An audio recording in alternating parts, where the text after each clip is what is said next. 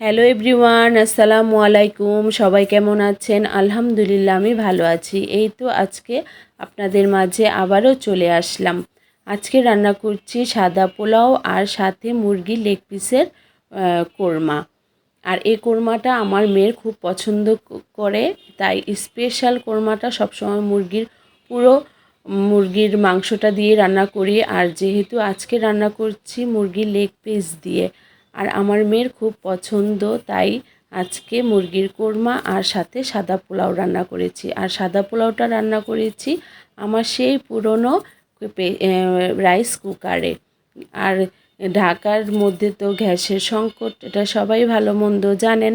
তাই আজকে রাইস কুকারে রান্না করলাম সাদা পোলাও, আর চুলায় বসিয়ে দিয়েছি সাদা কোরমা। আজকে সাদা কোরমা রান্না করছি সম্পূর্ণ লেগ পিস দিয়ে।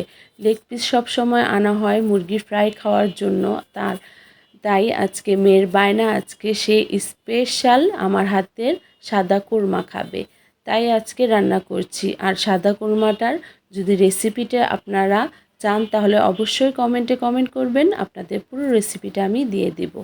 এই তো বলতে বলতে আমার ফ্রাই হয়ে গেছে, একটু ভাজা দিয়ে নিয়েছি, ঠিক শুধু আদা রসুন আর লবণ দিয়ে একটু ভেজে নিলাম মুরগির লেগ পিসগুলো। আর এখানে সব মশলা দিয়ে আমার কোরমার রান্নাটা হয়ে গেছে। আর দিয়ে দিয়েছি একটু বাদাম বাটা, সাথে দুধ। এটা না দিলে তো স্পেশাল হবেই না। এই তো অলমোস্ট রান্নাটা আমার প্রায় হয়ে এসেছে। এখন এর মধ্যে আসল টেস্টে আনবে আমার গাওয়া ঘি। এই ঘি না দিলে তো সাদা কোরমার আসল টেস্টটা আসবেই না। এখন আমার এই পর্যায়ে রান্নাটা কমপ্লিট, তাই এর জন্য এখানে দিয়ে দিলাম ওপর দিয়ে ঘি।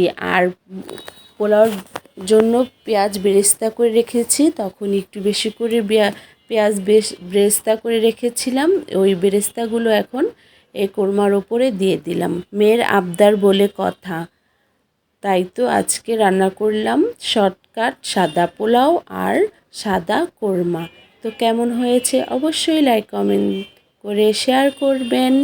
আর আবারও বলছি, আমি কোনো রেসিপি আপনাদের সাথে শেয়ার করি না, আমি যা রান্না করি সেটাই আপনাদের মাঝে তুলে ধরি।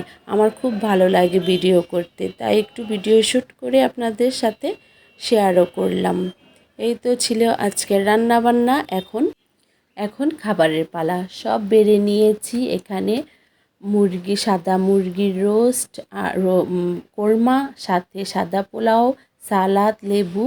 আর এই তো এখানে আমি পিকচারগুলো আপনাদের সাথে শেয়ার করলাম। তো সবাই ভালো থাকুন। আমার ভিডিও আজকে এ পর্যন্তই। সবাইকে আল্লাহ হাফেজ।